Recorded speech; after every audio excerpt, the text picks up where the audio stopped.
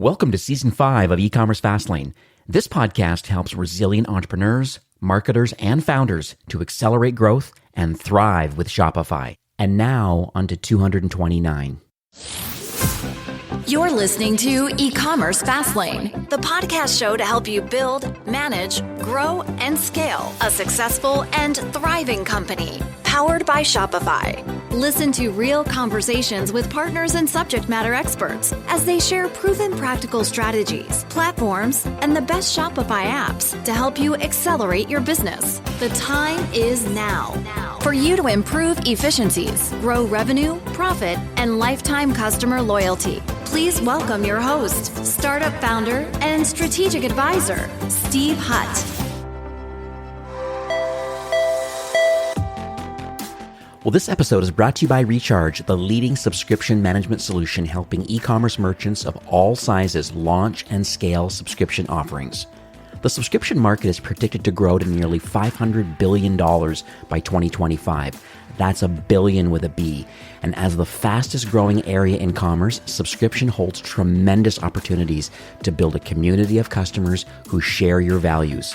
Now, Recharge powers the growth of thousands of subscription merchants and their communities, turning one-time transactions into long-term customer relationships.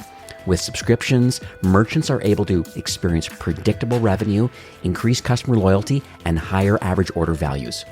Whether you're a direct-to-consumer business or an omnichannel brand, subscriptions strengthen your brand's relationships with your customers and make it easy for consumers to make repeat purchases. Turn transactions into relationships and experience seamless subscription commerce with Recharge. Get started today with a subscription payment solution trusted by over 45 million subscribers worldwide. You can check them out at rechargepayments.com/fastlane. Well, hey there, it's Steve Hutt, and welcome back to Season 5 of eCommerce Fastlane. If this is your first time listening, this is an e-commerce show where we have honest and transparent conversations about building and thriving with your store powered by Shopify or Shopify Plus. Now, if you're an ambitious, lifelong learner, which you probably are because you're here today, you're definitely in the right place. Now, new episodes are available twice weekly with your favorite podcast players like Apple Podcast, Stitcher, Google Play, Spotify, and many more. You can also stream current episodes. I think we're up to 230-ish episodes now. There's a very relevant back catalog. You can go to ecommercefastlane.com and you can get access to those and all the partners and offers and deals and things that are happening over there. In today's episode, my guest is GQ, who's the co-founder of a company called LTVplus. I'm assuming that's lifetime value, so LTVplus.com. And they're a customer service outsourcing company that helps Shopify brands to increase customer lifetime value through world-class customer service outsourcing. I think this is a very timely conversation because I'm getting a lot of pings on social media, even the brands that I manage currently. We're talking about Shopify markets and some external or some just expansion plans internationally. And they're wondering how are we going to handle the time zone differences of offering kind of world-class support as you move into other markets.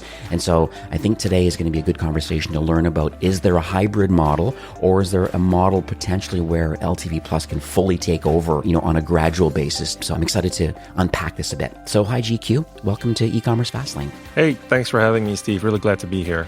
My pleasure. So I mentioned a bit at the top of the show, and I don't think most people have a decent idea about outsourcing customer support and understanding maybe the headcount problem and the costs associated with having to keep adding a new seat and a new person. And as a business expands, I'm sure there's lots of analytics out there that talk about wait times for tickets and, DMs on social media. I think there's a lot of things that some, customer experience managers that are listening today understand a little bit about how can I improve all of that. And I know LTV Plus is very deep into this and understands all of this with existing tools that brands are using, which is great. So let's talk about some of these problems. First, on a high level, and I have a few other questions I want to unpack a bit, but just love to hear your story about just LTV Plus and your problems that you're solving today. Yeah, sure. So at LTV Plus, why we even chose to start this business from the beginning was, we were seeing, I think this was at the end of 2017, start of 2018, we had an idea to outsource or provide the joys of working with remote staff from anywhere you are. And I think my business partner, David, had a really great experience. And so did I, working with people across different time zones. And we realized we could, provide great 24/7 coverage with people who are working mostly in their daytime, from anywhere in the world. And of course, you'd still get that fluency in English, you get the skill sets that you need, you get the coverage that you need, so on and so forth. And we wanted to share this experience on a more simpler platform, so to speak. That's kind of what gave birth to the idea of LTV Plus. And you're right, LTV does stand for lifetime value plus. And we initially started it with the idea of wanting to do customer success, but then we figured, I think there was a growing thing about e-commerce at that time. And, this was, like I said, end 2017, early 2018. And we figured we would start with live chat outsourcing. We figured, hey, we could help increase the conversion rates and sales if you had live chat on your Shopify store. If you have that maybe at the checkout, depending on where, maybe that's much better for post-sale support. So we started with live chat, but that gradually evolved into a full, let's just say like the full suite of customer service. We talk about emails, we talk about social media, I talk about chat, SMS, you name it. And of course, SMS, I think, gradually kind of kicked in the past 1 or 2 years, right? And the one thing that we really push a lot for was omnichannel. And, like you said, tools on the market. So for example, working with tools like Gorgeous, Rich Panel, etc. And so where you can pull in all those channels, that's kind of what we figured, hey, that's our niche. And, we realize people really like it. And I myself, I do have a customer success background in SaaS and a little bit of e-commerce. And that's why, we figured we bring the best practices together.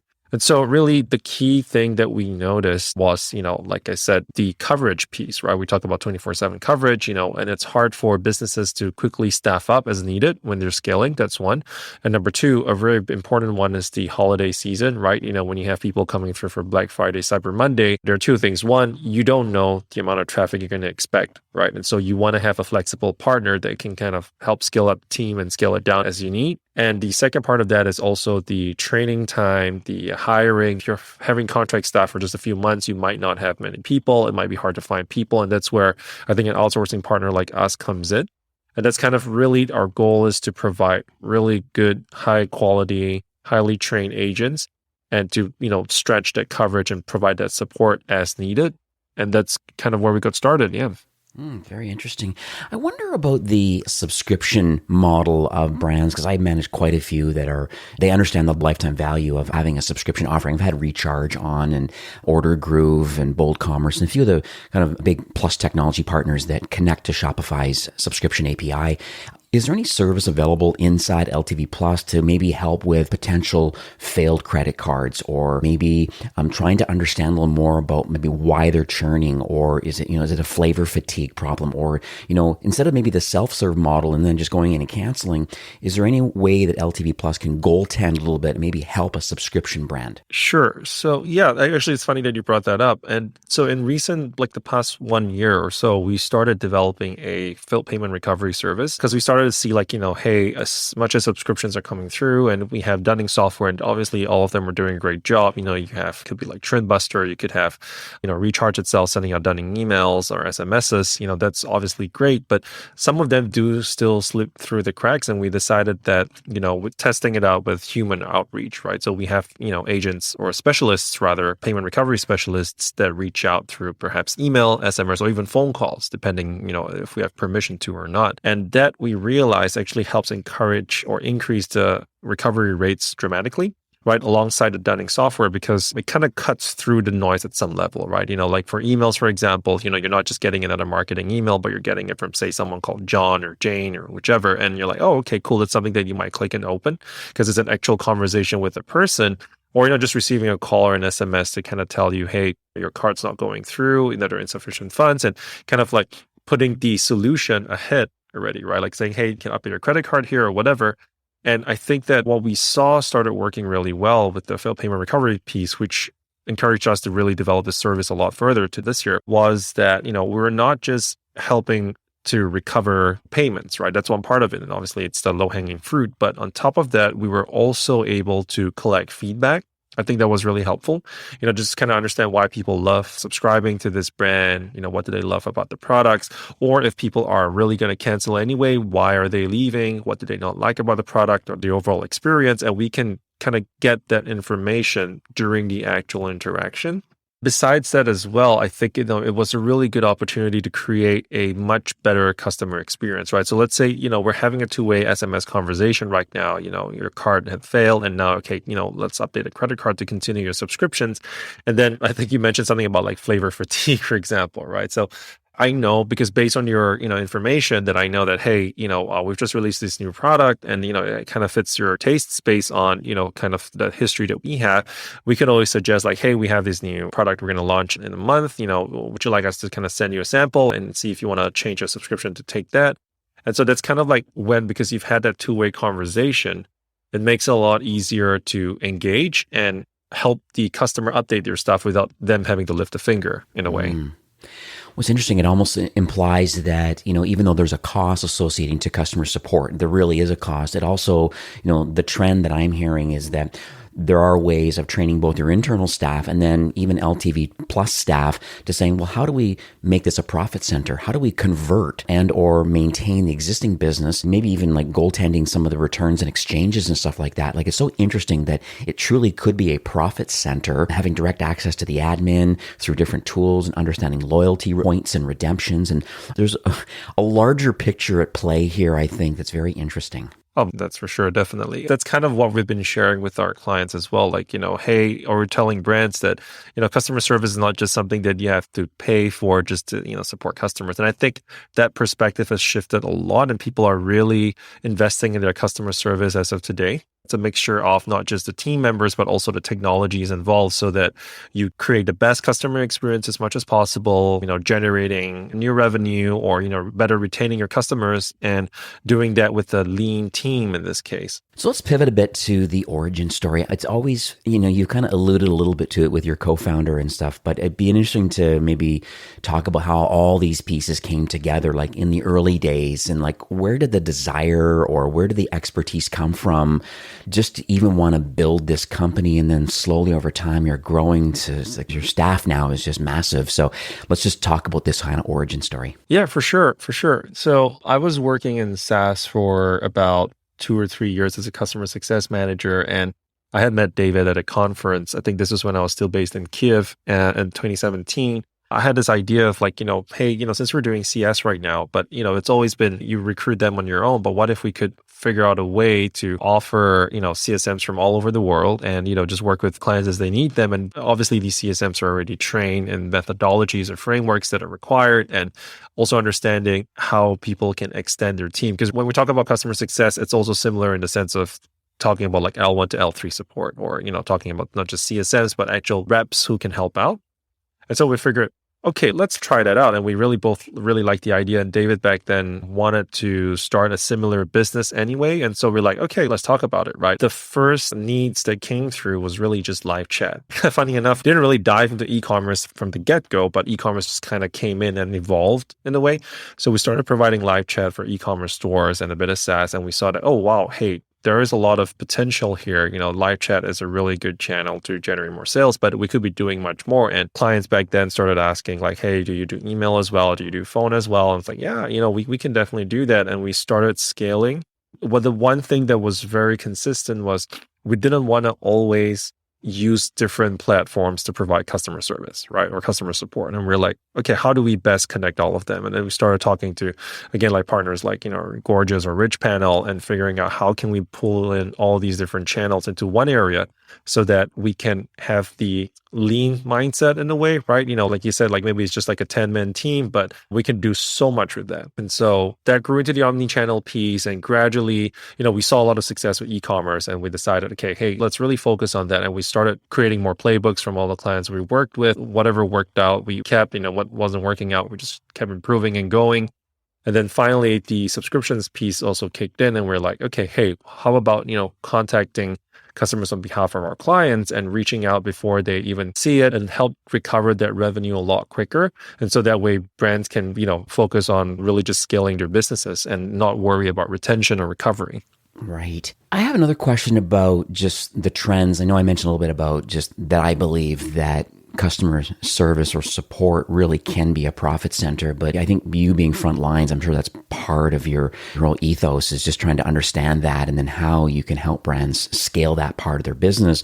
Yes, there's a cost associated to it, but how do we offset that cost and or make it profitable by outsourcing that? Just surprise and delight, but still make more money. That's interesting to me. So let's talk about maybe customer service today. I mean, I think in 22, it's a little bit different maybe than it has been over the last couple years. I know there was this massive spike of brands going online. I think it was an interesting time. So hopefully things are starting to slowly open up now. But let's talk about the pre-purchase and then the post-purchase. I think both of these parts, kind of the early acquisition side, and then there's this retention side, this post-purchase side I talk about. So I don't know if you can help us unpack a little bit about maybe your value prop from the pre-purchase side and maybe what the post-purchase side looks like, just trends that you're seeing right now. Sure. Like you said, let's start with the pre-purchase side of things. Now, as of today, I think it's pretty much the norm where people are expecting to be able to get in touch with if someone has any questions, right? It's kind of like emulating the real world shopping experience online, right? So you have two types, right? You have people who are very open to hitting up customer support or customer service to figure out certain products if they're not sure, and sometimes the questions that people ask or can be found in the FAQs or so, but not everyone's willing to kind of do that. They just prefer to just ask all their questions at one go because it's easier to just solve it all at one go with an assistant that's already on the site, right? And so the channel we're talking about at this point is just live chat. And we see that, through chat, for example, it's really helpful to connect with customers at scale because, one chat agent could be hitting up 5 or talking to maybe like 4 to 6 or even 8 customers at a given time. And that allows an agent to form proper relationships with these customers and also, or potential buyers. And at the same time, also offer potentially the right products, right? Someone came in looking for product A, but they're like, hey, actually based on what we've talked about, have you checked out this product? And so that automatically does two things. One, you're selling the right product, first of all, so people are happy and, you get new sales. But on top of that, that's also helping with retention because, the customer will then understand later on that, hey, just say John went out of his way to, recommend the right products just so that, they would have the best experience with the brand. And I think that, helps set the right baseline, so to speak, with the brand, because I think that's very, very important. And then on top of that, depending on the touch points, right, depending on the channels that a shopper is engaging through with their brand, having that omnichannel piece that I talked about before, it allows your customer service team to provide a much better level of personalization than people could before, right? Before you might have to jump into Facebook, you might have to go into your email system, go into your phone system, and it's not very well integrated as it should be. But now you can have them all in one place and you can see, for example, I perhaps had hit up a store through Facebook asking this question, and then I went into chat, and then I went through email. But then at every step of the way, if an agent can see the entire history and they say, hey, you know what? I saw that you were actually looking to make this purchase and you were checking out these products. I got you, blah, blah, blah. And then it really creates a much better, a stronger bond in a way, because now the customer or I would understand that, hey, they actually know what I'm doing. They've seen the way, how I've been interacting with the brand, and they're, kind of like, I wouldn't say one step ahead, but they are anticipating that in a way. And so that definitely helps improve acquisition and retention overall, because again, the baseline has been set. It's really a good experience and that works out really well. So I think that one thing, it's like, if I had to, kind of backtrack and just say like, what are the key trends? We talked about customer service being a profit center. That's, I think, a given at this point, right? And the personalization piece at scale, it's pretty important. And you can do this, for example, with not just people, but also with technology, because you bring it all in together. You automate certain processes and macros, for example. Your agents are then able to kind of personalize at scale as a result. And that obviously improves your sales and obviously retention at the same time, and still helping you keep a lean team at this point. But with pre-purchase, that's kind of, just like touching, I guess, like a tip of it, and just like sharing kind of what we've seen so far. Right.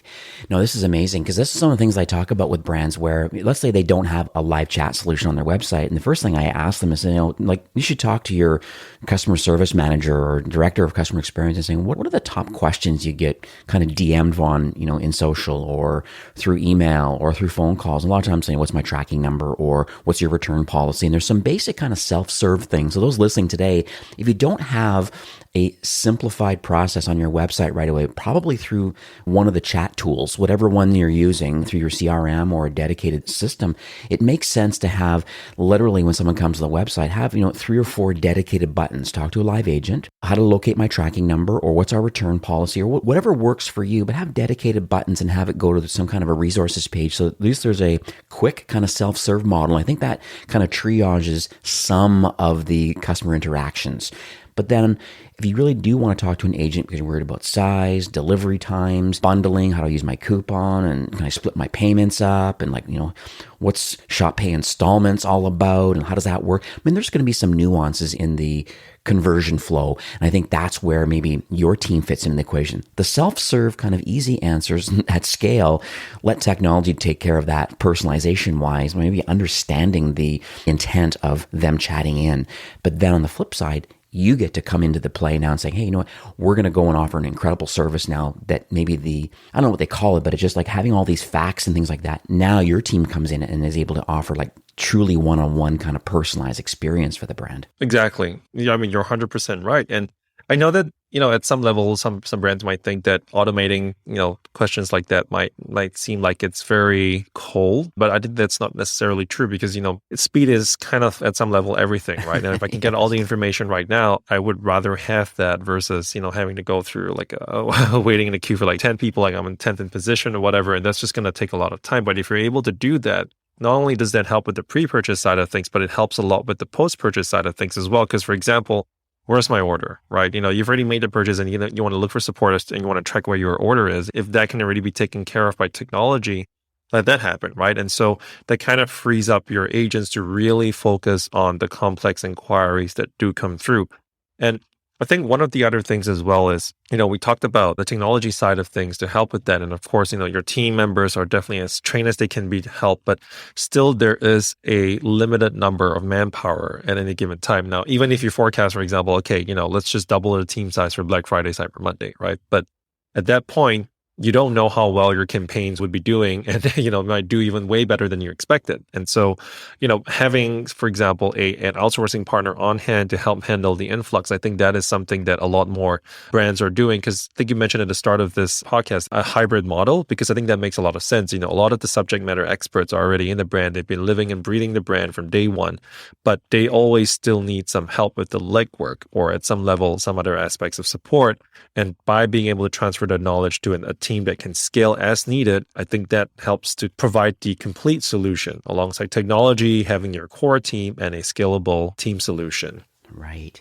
This kind of reminds me of a question I was thinking of now about just the simple fact that there's other competitors. And I always say this, like where there's competition, there's business. I think it's a blue ocean with the amount of, I think there's almost 2 million brands on Shopify, or certainly close to it. And so that's interesting to me and a lot of them maybe are wholly doing it in-house, but they're starting to expand and grow either in international markets or they're not offering the best kind of service that they want to for their brand just because of headcount and other cost factors and things like that. So it'd be interesting to just maybe talk about like what's uniquely intentional about LTV Plus, because I know as a founder, you definitely kind of look at the landscape and say, okay, well, we started off with live chat, but then we're finding that there's other opportunities out there. And so obviously you've honed your craft over the years and you have some SOPs that really build this company. So maybe you can share with our listeners today, like how you believe that LTV Plus is intentional to differentiate maybe from others that are available to them in the Shopify ecosystem. Yeah. So like we break it down into like 3 uniques, right? Based on the EOS system. But I think there are more than that I can think of sometimes. But the first one being that, all the customer service agents that we have, they're all like well-trained beforehand. And they're all dedicated, meaning that, an agent that works for a brand is not working on another brand. And that's the majority of it, although recently we started offering like a shared model just to kind of, help smaller businesses scale up, but the end goal is for us to figure out a dedicated model because we do see a lot more quality and success when all an agent does is live and breathe the brand because, we want to, in a way, emulate what it's like for the core team, right? And so that kind of built that bond and people, they obviously support the brand a lot better when they understand it and love it. And one thing to add to that as well is that, all the agents that are selected for each brand are based on a profile that our clients need, right? And not even just okay, yeah, sure, they worked in customer service for a while, they understand Shopify, they understand the technologies that are used to support the shop or the store, but also it's the interest, right? So for example, if we're dealing with women's fashion, we want to make sure that the agents that we're bringing on have not just have the experience in it, but also have a strong interest in it, right? They could talk hours and hours on end about women's fashion or, even like fitness supplements, etc. Right? So we see how that gradually translates into the brand voice. Now you can set up a style guide, or you can set up like a brand voice, like guidelines, right? That agents should talk in a more casual manner, more formal manner, depending on the store. But that naturally comes through when the agents are selected, based on the brand's requirements. That's something that we do extensively to ensure that that never gets lost. And on top of that, really, we do see success with certain strategies or frameworks that we've done with other stores. And so we replicate those into actual playbooks, obviously without the confidential information, but just kind of like how this could work better. And we share that across all the other stores that we're working with, just to make sure that whatever that we can take away from that, people can benefit from it as well. Right. And I think really the two other things I can think of are, number one, that we have a customer success manager every step of the way that is acting as the consultant for customer service. So you have obviously, your director of CX or, someone on your team that does that, but kind of like we are like the sounding board, right? We might see, okay, hey, these things are working, but have you considered this, right? Based on the data that we collect while working with a brand, what are some ways to improve customer service? So that's like kind of like the sounding board, a consultant that we provide. And then really finally, the one thing that we really are proud of is that we have a fully functioning outsourcing company that's 100% remote, right? So they're in any time zone, in any language that you require, any skill set. And we have these people all over the world. And we don't have a single office, which definitely helps tap into the global manpower pool. And so people are never really limited by location. Absolutely. Thank you very much for sharing that. It's just nice to understand how you differentiate in the marketplace and stuff like that. And that's kind of the reason why I have this podcast, because I think there's some great software and some great processes are being built right now. And so, if outsourcing or considering how do I improve my customer experience overall, it sounds like LTV Plus is really obviously helping. I've gone to your website and you're helping a lot of brands. And so I really appreciate that. And I know you're helping them scale up their businesses. And so I think that's fabulous. One thing I want to pivot to is getting into a story, because it's interesting to me that you have a lot of case studies, but I think a story can really educate and really inspire people to kind of take action, because they kind of put themselves in their shoes and going, they didn't have an outsourced solution or a hybrid model. They were kind of do it themselves, a little bit of duct tape along the way, but now here they are now, and maybe they found LTV Plus, they've implemented it, and then, obviously it had some kind of positive outcome that was important for the business, whatever those metrics are.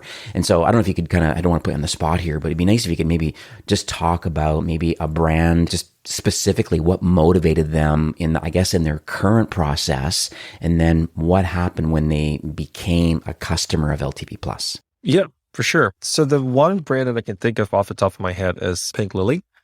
Now, we've been working together, I think, slightly over a year or maybe even two now. If my memory serves me correct, I think it's slightly more than a year to two now. We have a really great partner, Reamaze. And so we were chatting, and they had mentioned that I think Pink Lily was looking for a partner with regards to customer service. They obviously have a very strong core team, and they have quite a lot of people in-house already. But they're looking to expand that team to provide better coverage. So we had started, I think, at that point with about 6 agents to begin with, just to kind of stretch for that 24/7 coverage, right? And so we built that, we started working together. And, this story, it's going to be fairly straightforward and fairly simple, but I think that the overall experience really matters a lot, right? And so initially when we started off, like I said, it was like 4 to 6, right? And then gradually when, we started the knowledge transference, the training side of things, and we started seeing how well those agents were doing, we started looking at how we could not just provide customer support, but how can we also, which ties back into, customer service being a profit center, how could we acquire more new sales for them, right? And so within the first few months, we were figuring out, okay, what are some of the best ways we could do it? And we worked together with Pinley to figure that out. And of course, think what really worked out well here was the fact that they had a really strong customer service team already, and it's all that information that it gave to us, and we understanding their brand and their products, right, and us understanding their processes and how we could share that with their potential customers or their potential shoppers, right. And so the initial training stage and transfers was so crucial that it worked out really well, that we understood, kind of like how those products work, how their processes work, and then really taking that on so that whenever they needed to scale based on, their requirements or based on the holiday season, they just had to tell us like, hey, we really need to scale the team and anticipate this. Could we have people on standby? So for example, we have had situations where we had like maybe 10 agents on our end, and then we just had to prep another 5 or 10 more just to like kind of prepare for that wave, even though there were automations in place, but there's always something that you still need people, right? And so we did that, and we had that scalability factor sorted out with them, and that really worked out well. And I think going past just the processes and obviously the great agents and people that we worked with, Pickley is obviously very awesome to work with. And on top of that, I think there's a really good relationship between our customer success manager, Melissa, who was working with them as well. There was this really strong trust that, we would always be there to help and make sure that no matter what, we would always be on the lookout for them. And as a result, through the working relationship that we have, I think they pretty much are very focused on many different things right now. And, they know that they can trust that LTVplus will take care of customer support as they need it. And we've even gone on, I forgot, there was a webinar that we did together with your director of customer experience recently, I think last year. I think it was on Hot Media, I believe. I forgot now.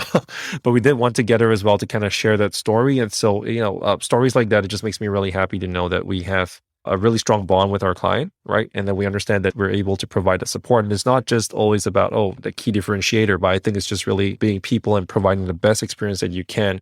Because, we're providing customer service as an outsourcing service. So we should be great at also, basically supporting our customers as well. Absolutely. Well, it's the whole know, like, and trust factor, right? That they know you, they like you, they can count on you. So there's this trust factor that goes along with it. I love this hybrid model because I think most brands, that's just exactly where they're at today, where, they know they've got to $100,000 a month in revenue or $1 million a month in revenue because they have some form of customer support. It just makes sense. The post-purchase, the pre-purchase, it's all there. Some through tools and automation, others through direct interaction. And I think that makes a lot of sense.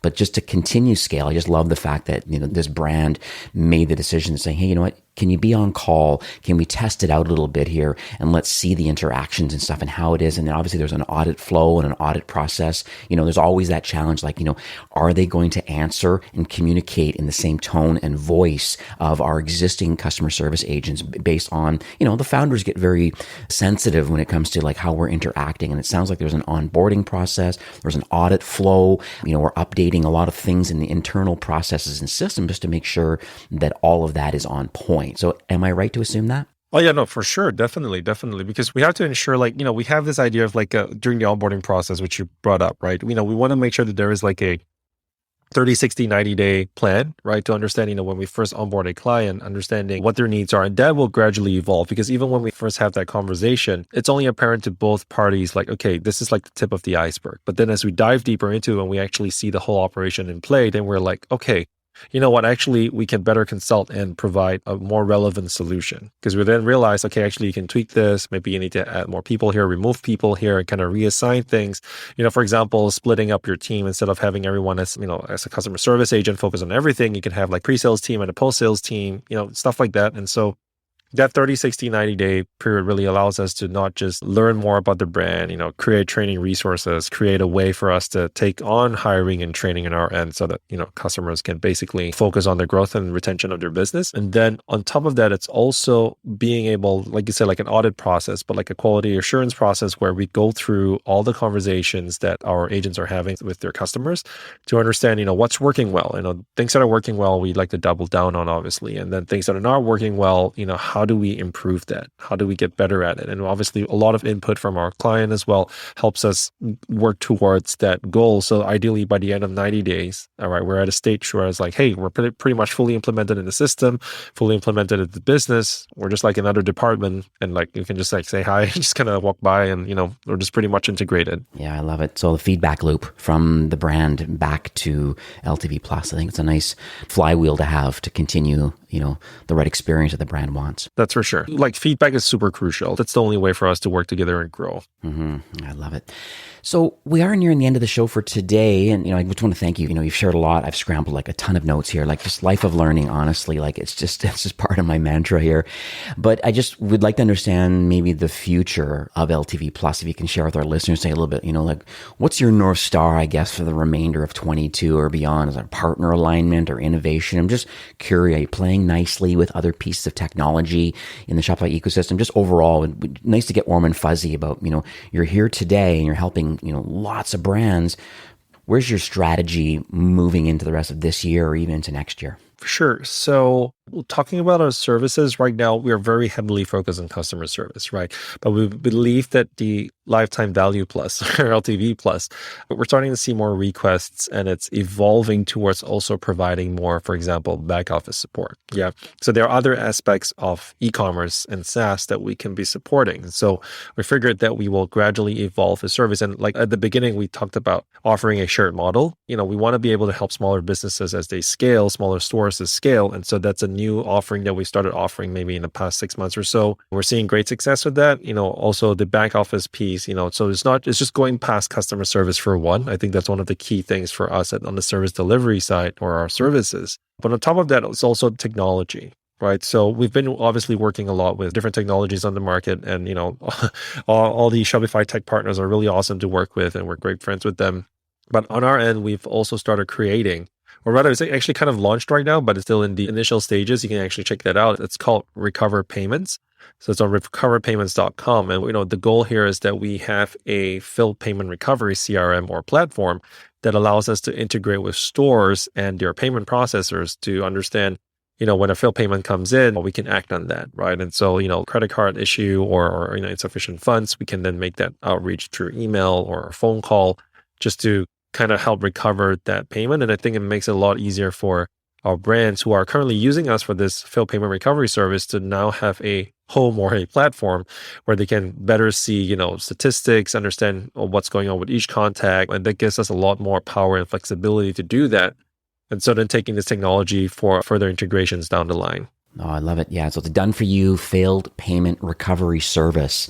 It's very interesting. Yeah. And obviously you're connected with Recharge and others. So yeah, this is a very interesting model that I've not seen directly. So I'll make sure I put this in the show notes for everybody too, just in case if you're a subscription brand. And I know there is some technologies and things available trying to recover some of these things, but maybe there's some opportunity to pause and think about, well, like, what is this recovery payment solution all about and how can it help? And I think it must open doors for you also to saying, hey, we offer this service, or hey, maybe for the starting point, we're going to do the hybrid model first or the shared model first. I see it's quite affordable too. I've been looking at the site and like even the shared kind of agent model, $880 for 4 weeks seems quite affordable. 2 to 3 agents covering 2 or 3 brands per shift worldwide. And so it's interesting. So I think it's an extremely affordable option. And it's nice that it's not necessarily based on kind of per ticket or an outcome. So I think that's the other option that some people think about is like the pricing model and how does it work? And in yours, it's like, hey, we have a shared option and here it is. And, we're here to, I just want to make sure that I'm clear about these different options. There's a dedicated option and then obviously there's the failed payment recovery option too. Yep. Yeah, that's correct. We were thinking a lot about whether we were going to use the per ticket model, and we realized we want to keep it simple for our clients as well. Like, if they're benefiting from it, hey, we're just here to help. The person's here, we train them, and we're all working together as a team, and then we just let it be as a scalable way. And we realized that a lot of the time brands benefit from it not being, on a per ticket model depending. And so the shared model was kind of to offset that, like, if someone didn't want to pay for a dedicated team right now because they don't necessarily have the need for it, what's the other option? And so their shared model came out. Yeah, it's lovely. It also allows you, to make that entry to like cost wise. I know we're trying to make it into a profit center, but at the beginning it's like, okay, it's $880 a month as a test, a couple agents available, in my off times. It's certainly worth a test for sure to see the amount of interaction that's happened. And then they're not worried about, well, how many tickets did they actually do? That information is available, obviously. And then you can start doing your own cost analysis of like the value of $880 a month in the off hours and how does that all flush out. But at the end of the day, it's not being billed by per ticket or per business outcome. And so I think that's cool. I know we did talk offline just before recording and understand that if outsourcing some customer service is important to a brand and they want to kind of kick the tires a bit and they want to learn more about it, where should people go? And apparently you have a nice offer for those that make the decision that they won't want to test out LTV Plus. Yeah, for sure. So to find out more about us, LTVplus.com, that's LTVplus.com. That's a really good place to check us out. We do have a bunch of case studies and resources online, and we are going to be scheduling a lot more webinars this year. We'd love to, work more with our partners to talk more about retention, how you can work with acquisition through customer service and all the other technologies at play to kind of support that. So keep a lookout, and obviously you can find us on LinkedIn as well. And on top of that, as we are launching, we have launched it, but it's still a little bit quiet right now because we haven't really done a lot of promotions for it. But we do have recoverpayments.com as well. So recover like recovery. So recoverpayments.com. And you can find us more about there. And then, if you're interested in the payment recovery service and platform, just, hit us up. We do have a contact form there that we can, obviously have a conversation about. And then at the same time, this applies to everything really. If you're on the fence, you're not sure if you'd like to give this a shot, whether you like to outsource customer service, you've heard a lot of horror stories, you're not sure, hey, should I be working with someone else? Why am I not doing this in-house? We do have a 10% off for the first 3 months, and the coupon code is FASTLANE2022, so FASTLANE2022. And, really, we'll talk about it and figure out the solution for you. And this is always an iterative process. Like what we started at the beginning may not always be the actual solution at the end of it. It might be a lot more affordable than you actually think that you need.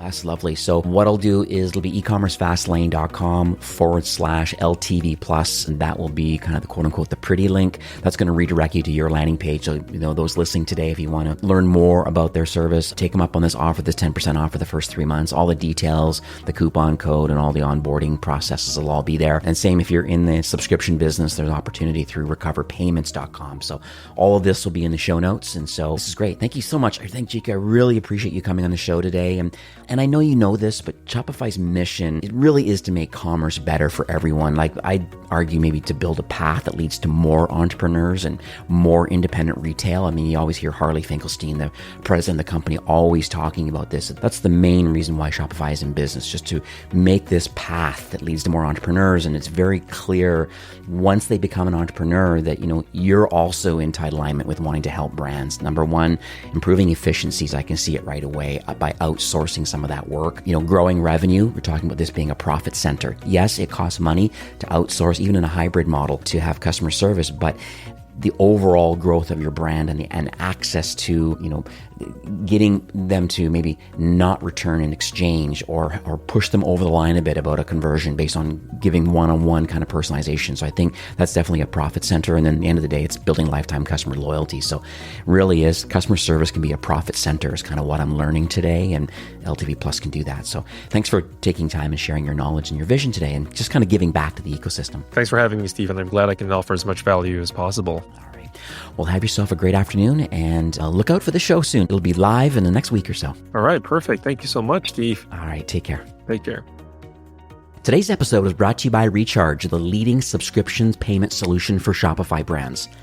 Thousands of merchants use subscriptions powered by Recharge to grow their business and their communities by increasing average order value, reducing churn, and providing predictable recurring revenue. Turn transactions into relationships and experience seamless subscription commerce with Recharge. You can check them out today at rechargepayments.com/fastlane.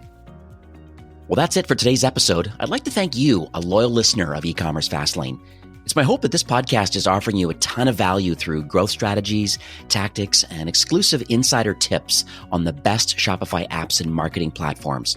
All with my personal goal to help you build, launch, grow, and scale with Shopify. Thanks for investing some time today and listening to the show. I'm so proud and excited that you have a growth mindset and are a constant learner. I truly appreciate you and your entrepreneurial journey. Enjoy the rest of the week and keep thriving with Shopify.